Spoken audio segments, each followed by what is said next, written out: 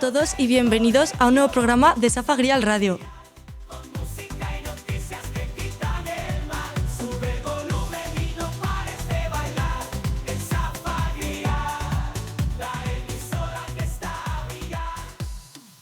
Hoy tenemos el privilegio de recibir a un invitado muy especial, alguien que ha dedicado toda su vida a narrar y vivir la pasión del deporte, Juan Carlos Amón. Bueno, Juan Carlos no necesita mucha presentación, ya que es una voz reconocida en el periodismo deportivo. Su experiencia y conocimiento en el mundo del deporte son inmensos y hoy tenemos la oportunidad de aprender de él. Buenos días. Hola, ¿qué tal? Muy buenas. Bueno, hemos estado investigando un poco y una de tus frases es: creo que el periodismo deportivo me eligió a mí. ¿Nos puedes explicar un poco esta afirmación? Sí, vamos a ver, yo empecé muy joven, yo empecé con 18 años a trabajar en esto, compatibilizándolo naturalmente con los estudios, y yo empecé haciendo primero labores de guionista. Yo no salía a antena, simplemente preparaba textos para otros compañeros. Después, por causas que ahora no vienen al caso, empecé con la radio musical, siendo disc jockey de programación local, poniendo discos, presentándolos, dando la hora, el tiempo. Y llegó ese momento en el cual tienes que elegir si seguir pidiendo prórrogas o irte a hacer el servicio militar. En mi casa me sugirieron que era mucho mejor que me lo quitara de encima y que después ya enfocara mi vida con más tiempo. Tuve que, naturalmente, abandonar el trabajo en la cadena COPE. Me fui a hacer el servicio militar, pero en ese momento en la cadena SER hay una vacante en la redacción de deportes y me piden si yo puedo ir a hacer los turnos de fin de semana. Los fines de semana, afortunadamente, estaba haciendo el servicio militar aquí en Valladolid, no tenía demasiadas horas ocupadas, dije que sí, y me di cuenta de que tanto la labor de guionista como la de disc jockey está muy bien para aprender, pero que lo que realmente necesitas es desarrollar labores de redacción. Y dónde pasan cosas diferentes cada minuto, cada hora, cada día en el mundo del deporte. Entonces, por eso me di cuenta de que la radio deportiva a mí me estaba, entre comillas, esperando, y yo tuve la suerte de estar en el lugar adecuado y en el momento justo. Por eso dije que la radio deportiva o el deporte me eligió a mí. También sabemos que uno de tus referentes es José María García. ¿Qué actitud crees que debe tener un buen periodista? Vamos a ver, José María García consiguió lo que nadie había conseguido en ese momento, y es que se identificara un tramo horario del día con un programa de radio. Desde las 12 de la noche hasta la 1:30 de la madrugada, yo creo que España vivía por y para escuchar a García. Entonces, a mí ese sentimiento de identidad del tiempo y el producto me produjo, yo creo que una admiración, o desarrolló en mí una admiración hacia una persona de dudosa conducta moral, pero que realmente encontró lo que él buscaba, ¿no? Que era dejar a todo un país pendiente de lo que él decía en ese momento. Tuviera más o menos razón.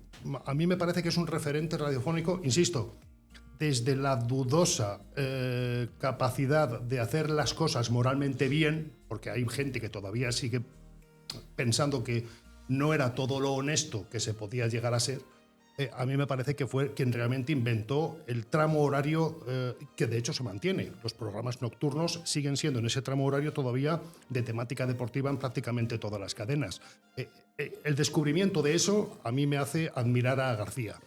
Que luego hubiera momentos en los cuales pues, te generara dudas sobre si era correcta la conducta, también. Pero a mí me parece que José María García es el gran referente de la radio deportiva, y que todos los que estamos haciendo radio, en algún momento, nos guste o no nos guste, tenemos alguna coletilla, algún deje, algún tic que nos dejó José María García. Otra de las preguntas que tenemos es: ¿cuál es tu proceso para verificar la información antes de publicarla? No quedarte solo con una fuente. Pero esto no solamente para la radio, para la vida. No te puedes quedar nunca con lo que te cuente una sola persona. Si lo que estás investigando o lo que te está llegando afecta a una segunda o a una tercera persona, habla con ellas también. No te quedes solo con una versión. Esa es la principal maniobra, podríamos decir, para verificar la información. Luego hay otras cosas que no hacen falta, es decir, si tú mismo has visto lo que estás contando, no te hace falta verificarlo, porque ya cuentas. Luego te lo pueden desmentir y te pueden negar si quedará siendo palabra contra palabra. Pero si tú mismo eres testigo de lo que quieres contar o de lo que estás contando, no hace falta la verificación. Pero insisto, en todos los ámbitos de la vida, no os quedéis nunca con lo que os cuente una sola persona. Confirmad a través de un tercero para ver en qué puntos las dos versiones coinciden y ahí estará aproximadamente la verdad.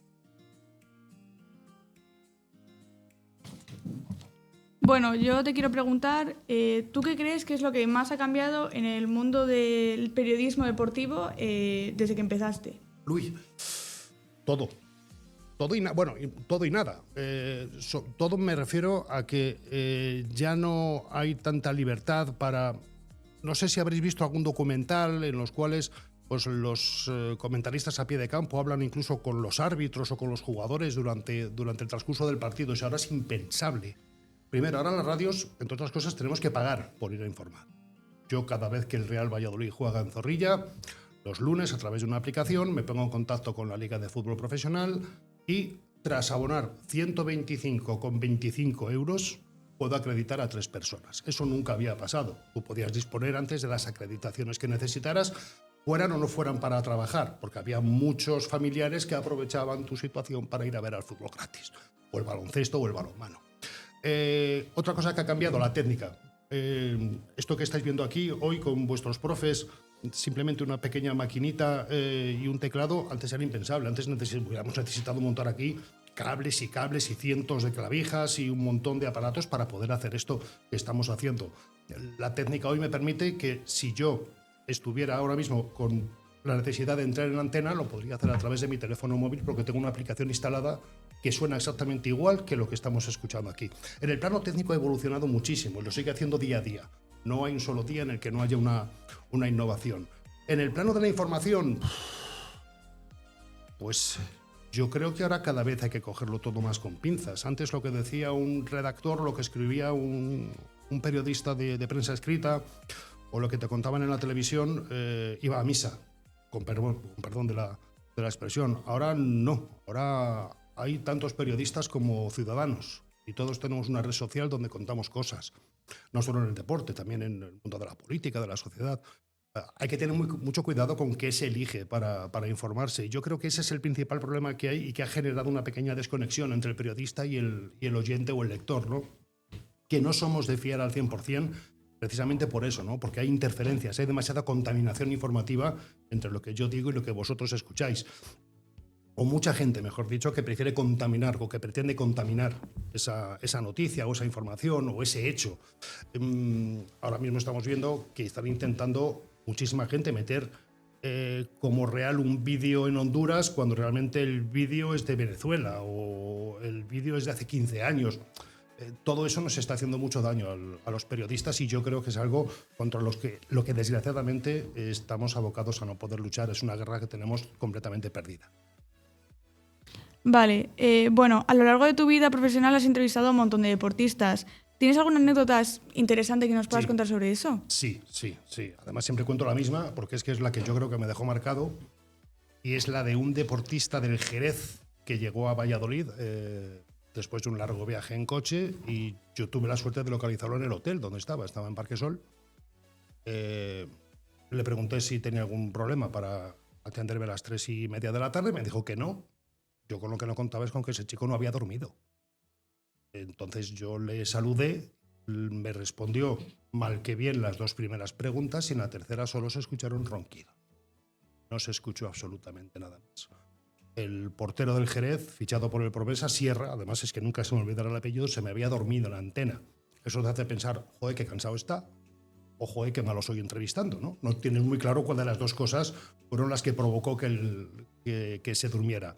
Pero eso, y un día en Eslovenia, haciendo un partido de balonmano, donde el encargado de la UER, de la Unión Europea de Radiodifusión, decidió que yo no le gustaba y estuvo poniéndome trabas todo el partido hasta que, bueno, pues al final se arregló mal que bien con la intervención del presidente del Club Balonmano Valladolid, ¿no?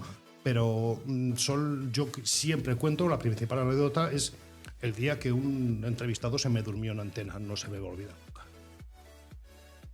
Bueno, una última pregunta que te quiero hacer es, en el caso de que se te presente un joven que quiera empezar en la radio, ¿qué consejo le podrías dar para que se le facilite este inicio en la radio? Que se deje enseñar.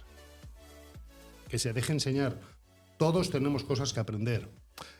La radio tiene una diferencia con respecto a la prensa escrita y con respecto a la televisión. La prensa escrita, la información se puede reflexionar, tienes tiempo para desarrollarla, para cambiar esa frase que a lo mejor no encaja y queda como más fluida, ¿no?, de cara al lector. La televisión tiene el apoyo de la imagen, es fundamental. Una televisión sin imágenes no tendría ningún tipo de sentido y entonces no solamente es lo que te cuenta el locutor que pasa a un plano secundario, sino que la imagen es lo que realmente es el soporte de la noticia. En la radio no, en la radio nosotros te contamos cosas muchas veces improvisando, muchas veces cometemos faltas de concordancia con oraciones porque ponemos un verbo que no va con el género o el número con el adjetivo, pero se nos escapa porque estamos improvisando. Pero sobre todo lo que conseguimos es que vosotros, cuando escuchéis la radio, dibujéis en vuestra mente lo que yo estoy contando y vosotros creéis la noticia en vuestra cabeza.